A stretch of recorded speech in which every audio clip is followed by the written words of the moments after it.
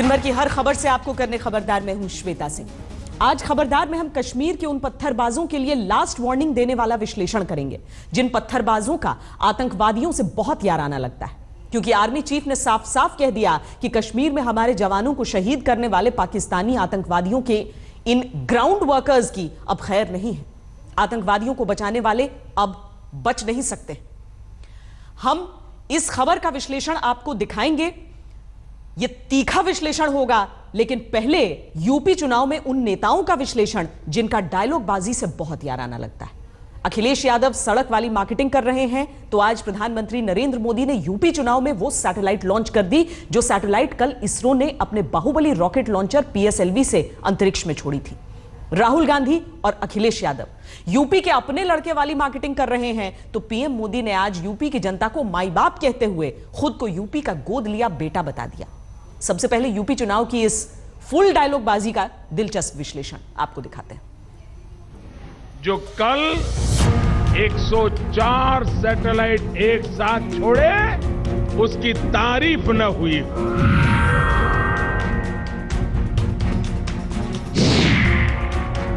Samajwadi party की बनाई हुई सड़क अगले 200 साल, 300 साल, 400 साल तक लोग यही याद करते रहेंगे।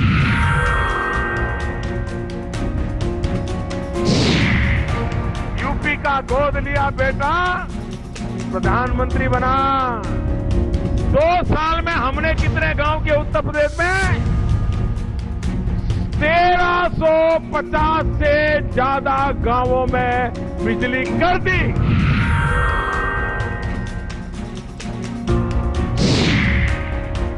कि प्रधानमंत्री जी एक बार आप भी चल करके देख लो, और जिस समय आप चलोगे इस सड़क पे और 5-10 किलोमीटर भी आपने चल लिया, तो आपका भी मन करेगा कि हाँ फिर एक बार समाजवादी पार्टी की सरकार बन जाए।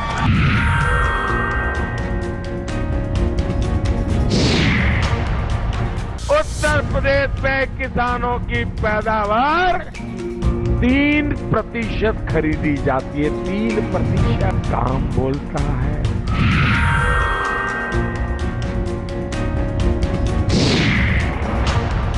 मन की बात कर ली, अब हम पूछना चाहते हैं कि कब करोगे काम की बात।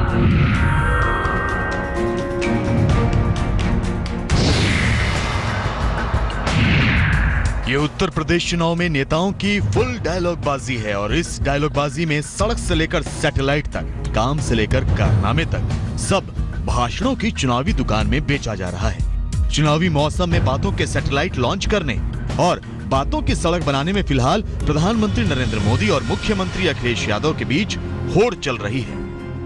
भारत के वैज्ञानिकों ने जो कल 104 सैटेलाइट एक साथ छोड़े, उसकी तारीफ न हुई हो।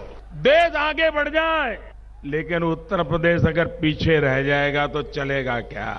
कि अमेरिका ने सड़कें बनाई और सड़कों ने अमेरिका को बना दिया। जिस तरह लोग GT रोड को याद रखते हैं, वैसे ये समाजवादी पार्टी की बनाई हुई सड़क अगले 200 साल, 300 साल, 400 साल तक लोग यही याद करते रहेंगे। यूपी में अखिलेश यादव एक्सप्रेस वे की मार्केटिंग से वोट खींचने में लगे हैं, तो आज पीएम मोदी ने इसके जवाब में वो सैटेलाइट लॉन्च कर दिए जो कल इसरो ने एक साथ एक रॉकेट से छोड़े थे। पीएम अखिलेश के काम की जगह कारनामे गिना रहे हैं, तो अखिलेश इसका जवाब मन की बात की जगह काम की बात करने से दे रहे हैं। उत्तर प्रदेश में किसानों की पैदावार 3% खरीदी जाती है। 3% काम बोलता है। 50% टीचर की भर्ती ही नहीं हुई है, तो गरीब का बच्चा पढ़ाई कहां करेगा? अखिलेश जी, आपका काम बोलता है। यहाँ के दवाखानों में दीवारें हैं, दवाई नहीं है। कोई जान पाया भारतीय जनता पार्टी के मन की बात? कोई नहीं जान पाया। और इतनी मन की बात कर ली, अब हम पूछना चाहते हैं कि कब करोगे काम की बात। आज प्रधानमंत्री नरेंद्र मोदी हरदोई और बाराबंकी में रैली कर रहे थे, और अखिलेश यादव मैनपुरी और इटावा के अपने गढ़ में थे। यूपी चुनाव में दोनों नेता एक दूसरे पर सीधे टारगेट कर रहे हैं, और बड़ा दिलचस्प है कि दोनों एक दूसरे से काम का हिसाब मांग रहे हैं और एक दूसरे के कारनामे भी बता रहे हैं। सबसे ज्यादा देश में अगर हत्याएं कहीं होती है तो प्रदेश का नाम है उत्तर प्रदेश। अब ये उनका काम बोलता है कि कारनामा बोलता है?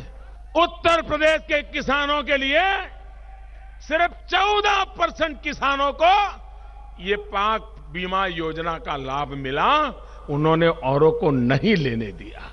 अच्छे दिन वाला नारा तो भारतीय जनता पार्टी के लोगों का था और अच्छे दिन के बहाने सबको लाइन में लगा दिया, बैंकों के सामने खड़ा होना पड़ गया, पूरा पैसा जमा हो गया। प्रधानमंत्री नरेंद्र मोदी यूपी की कानून व्यवस्था को मुद्दा बनाकर अखिलेश सरकार के कारनामे गिना रहे हैं, तो अखिलेश यादव अपने भाषणों में लगातार नोटबंदी के कारनामे बताते हैं और मोदी सरकार के 2.5 साल के कामकाज के बारे में भी पूछते हैं। लेकिन सबसे तीखा हमला पीएम ने आज अखिलेश पर परिवार की राजनीतिक लड़ाई को लेकर किया है।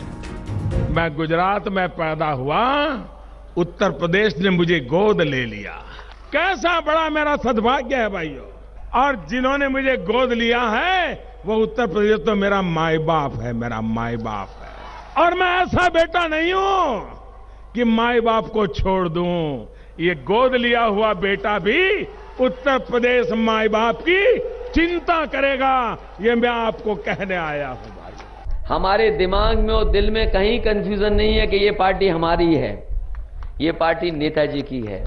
और अगर मेरे साथ 10 विधायक होते, संगठन के लोग मामूली होते, तो सोचो हमारी हैसियत और हालत क्या कर दी गई होती। वोटों के लिए इस इमोशनल अत्याचार की राजनीति नई नहीं है, लेकिन यूपी के चुनाव में इसमें कोई पीछे नहीं रहना चाहता। खास तौर पर पीएम मोदी ऐसी कोई बात नहीं छोड़ते जिसमें समाजवादी पार्टी और कांग्रेस गठबंधन पर हमले का मौका। अखिलेश और राहुल की दोस्ती भी लगातार मोदी के टारगेट पर है। अखिलेश जी, ये तो डूबी हुई नाव है, डूबी हुई नाव है। लोकसभा में हिंदुस्तान की जनता ने उनको नकार दिया है। बचने के लिए तुम कुछ भी रास्ते खोजो। मुख्यमंत्री जी, आपके 5 साल का अंधेर राज उत्तर प्रदेश की जनता माफ नहीं करने वाली है। जो राम मनोहर लोहिया जीवन भर कांग्रेस के खिलाफ लड़ते रहे, वही समाजवादी आग गले लग जा, आग गले लग जा। क्या समाजवादियों का दिल बड़ा है, और जब दिल बड़ा करके दोस्ती की जाती है तो वो दोस्ती मजबूत होती है। यूपी चुनाव अगर पीएम मोदी का सबसे मुश्किल और सबसे अहम चुनावी टेस्ट है, तो अखिलेश यादव के लिए भी ये राजनीतिक करियर का रास्ता तय करेगा, जहां वो परिवार में लड़ाई करके और इस लड़ाई को जीतकर फिलहाल राहुल गांधी का हाथ पकड़े हैं। इसलिए कोई किसी से भाषणबाजी में पीछे नहीं छूटना चाहता। अभी तो यूपी में 2 चरण का ही चुनाव हुआ है और इसी बीच में इतनी डायलॉगबाजी हो चुकी है। आगे क्या क्या बातें होंगी, इसका अंदाजा भी नहीं लगाया जा रहा है। आज तक ब्यूरो।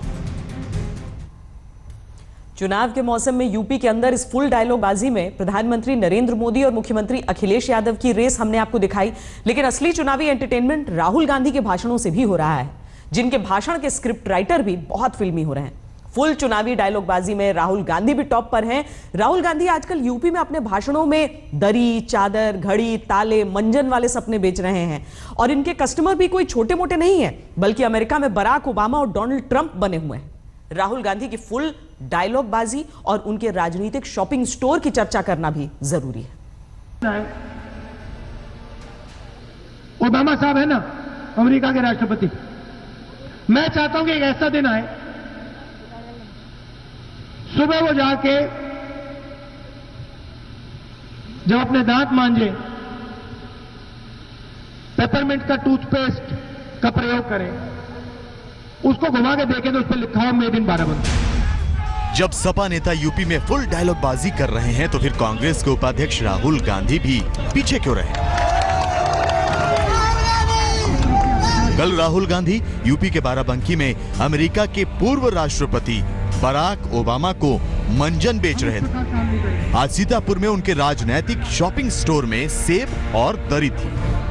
मैं एक ऐसा दिन देखना चाहता हूं जब मैं वहां चीन जाऊं और वही व्यक्ति जिसने मुझसे सेब की बात की थी, मैं उसके घर में जाऊं और लहरपुर की वहां मुझे एक दरी दिखाई दे और मैं उससे पूछूं भैया ये क्या है, और वो कहे कि उत्तर प्रदेश में एक जगह है, लहरपुर जगह है, वहां से मैंने ये खरीदी है, उन लोगों ने बनाई है और मेरा पैसा लहरपुर के किसी घर में गया है, किसी किसान के घर में गया है। राहुल गांधी आजकल यूपी में जहां भी भाषण देने जाते हैं, उनके भाषण के स्क्रिप्ट राइटर उस एक सामान का जिक्र करना नहीं भूलते, जिस सामान को अधिकतर अमेरिका के पूर्व राष्ट्रपति बराक ओबामा और कभी कभी अमेरिका के अभी के राष्ट्रपति डोनाल्ड ट्रंप इस्तेमाल आने वाले समय में करेंगे। मैं चाहता हूं कि ऐसा दिन आए जब ये नए राष्ट्रपति बने अमेरिका के डोनाल्ड ट्रंप, जब ये कोई अपने व्हाइट हाउस में ताला खोले, उस ताले में मेड इन चाइना ना लिखा हो, उस ताले में मेड इन अलीगढ़ लिखा हो। इससे पहले राहुल गांधी गाजियाबाद के मुरादनगर में आकर अपने राजनैतिक शॉपिंग स्टोर से बराक ओबामा के बेड के लिए चादर बेचकर गए थे। जब ओबामा साहब दुकान में जाएं और दुकान में वो एक बेडशीट खरीदें और बेडशीट पे लिखा हो made in Uttar Pradesh, made in Muradnagar.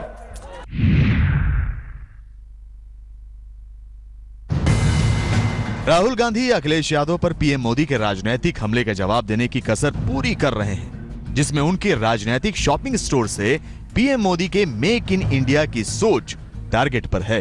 Modi ji कहते हैं मेक इन इंडिया, पूरे देश को कह दिया मेक इन इंडिया, मगर जो इस देश में बनाता है, मेरे पास लिस्ट है देखो, बाराबंकी में पेपरमिंट, कनौज का इत्र, बरेली में बांस का काम, कानपुर का लेदर, मिर्जापुर की कालीन, यही तो मेक इन इंडिया है।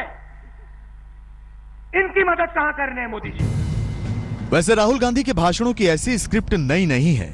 2014 के लोकसभा चुनाव के दौरान भी वो इसी तरह की स्क्रिप्ट वाले भाषण यूपी में पढ़ते रहे हैं, जिनमें मेड इन यूपी, घड़ी, दरी, चादर और मंजन की बात होती थी।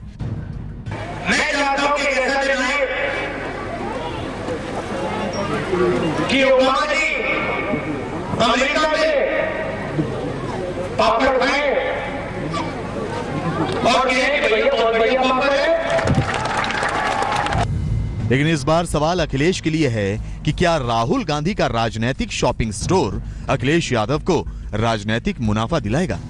जब ओबामा साहब किसी दुकान में जाएं और पॉटरी की कोई चीज खरीदें और उस पर पढ़े, वो उल्टा करके उसको देखें, उस पर लिखा हो मेड इन खुर्जा। आज तक ब्यूरो। कांग्रेस उपाध्यक्ष राहुल गांधी के राजनीतिक शॉपिंग स्टोर की बात हुई है तो आपको यह भी बता दें कि कल उनकी छोटी बहन प्रियंका वाड्रा भी इस बार के चुनाव में पहली रैली करने जा रही हैं। कल राहुल गांधी रायबरेली में कांग्रेस का चुनावी कैंपेन लॉन्च करने जा रहे हैं, जिसमें प्रियंका वाड्रा भी शामिल होंगी।